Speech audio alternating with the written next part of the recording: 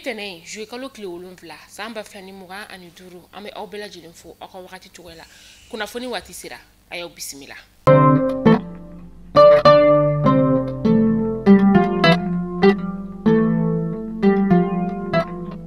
Kuna fondamela bi Commission nationale des droits de l'homme ama koni uyu ka sebenfura ni ka oboka sababu yake bingani wale min koni no taraka onga fintigla ka usere jouer kalo damine yere koni na samba flani muga ani duru uya yira ka fo bingani wale yere koni ni akera nyoro molodo sandari gogi kai diboli ka takase nyoro di sayela alima kuma konna la uga fola ko femi ni bingani wale nye ukoni ye akombi uya konshini wa uga dumebe ga nyeshi aunga fintigla ka uluma ka klaka welewele dage ka nyeshi mamunu kera ni wale jugi sababu ye uga kiri ani no femo fene kataka se welewele da nyeshi na femi nye jamana kono doma ko bela jilen ka ya klito iyere la ka klaka fintigla ka ulu deme uka barala femi nye droit de l'homme ye ale koni ga be no fintigi gansan ulu sur la doni de koni kama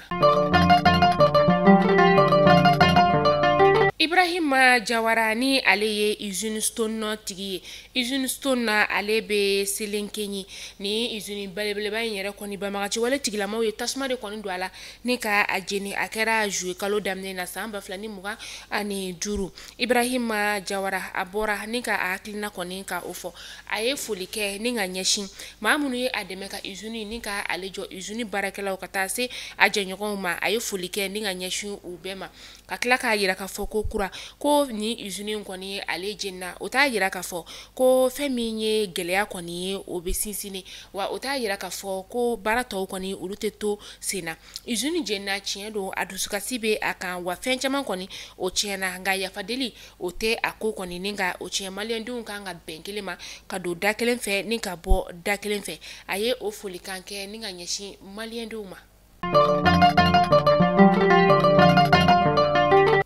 fintigila kauye an jugula ma do ka bulmafen ninga o mine kidal kaw ulu feno bulmafen yera koni amina na wati mina mamunu tumba kono ulu koni usen fa biribiri ninga taka bulmafen ni akeleke minon bela jelento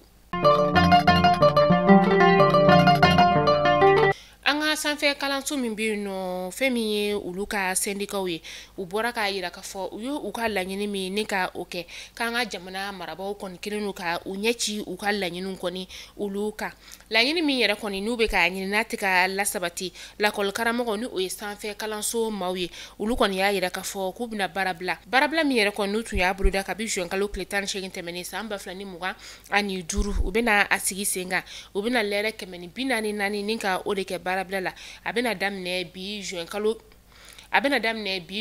kile 7 ka taa kuncɛ juma juin kalo kile 12 san 2020 ani 5 sanfɛ kalanso syndicat ko k'u b'a laɲini maa o maa kɔni i sen bɛ ni baarabila in na i k'a kɛ a kɛcogo la. Fonction publique koni jaabi ulu bora dɔgɔkun laban yɛrɛ koni o kɔnɔna la min yɛrɛ koni ni ŋunuŋunu kan caman koni o kɛra a ko ulu kɔnɔna la ministre be no ni ale ɲɛsinen bɛ baara ni furubaca koɲɛw ulu ma ale ye kuma koni ni ka o ta walasa ka se ka ɲɛfɔliw ni ka o kɛ malien dɔw ye a ka kuma fanba boli la fɛn min kan aw ni ne an ka jɛ ni ka ulu jaw lajɛ ɲɔgɔn fɛ. Concours min tun bɛ sen na concours ta bɔra kun la fɛ ni ye concours ta lajɛ mɔgɔ 58 ani 75 olu de ye concours kɛ o la poste min kun bilalen bɛ concours la o tun ye 773 ani 3 mais mɔgɔ min sera ka passer o ye 746 ye donc n'i y'o jate daminɛ i b'a sɔrɔ k'a fɔ 27 de ma poste de ma se ka mɔgɔ sɔrɔ concours la n'i ye musow fana lajɛ musow ye mɔgɔ 332 ye minnu passera cɛw ye 414 ye minnu passera an taara an ye gafew lajɛ a bɛ fɔ mun ma ko diplôme parce que ni concours kɛra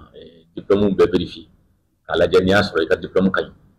an y'o sɛgɛsɛgɛli min kɛ an y'a sɔrɔ diplôme 11 man ɲi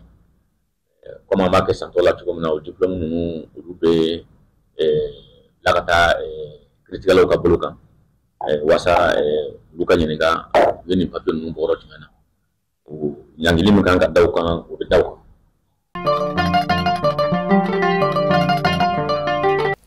gawkaw ulu fe no faranyo kan jekulu min be no ni ale nyashini be saninga fere koni uluma afaranyo kan jekulu ya yira ka fo ko ni wakati na femi ye taji koni asongo yelendu ulufi taji mi yera koni ni ale terbe fere sefa wari kemefla ani dorome biwora dila obe ka la nyini ko ka dobo taji koni ale songo la kala na sefa wari keme ani e bishegina waka klatuguni ni ka maw koni ka ulu bla seka seka la wala sa maw ka seka taji koni songo ni ka ale matarafa ambita ko kan kibaru la yana kuna funya udatu ambita Niger ka ulu fe no karogan dina tigila ma kemefla dankarela ulu de koni na wati mina u farale no nyon ka foku bina nyon la je koni ka oke Niger kelege cho koni ye dankari ula akera kunu kari akera dugumina sa ode ye torodi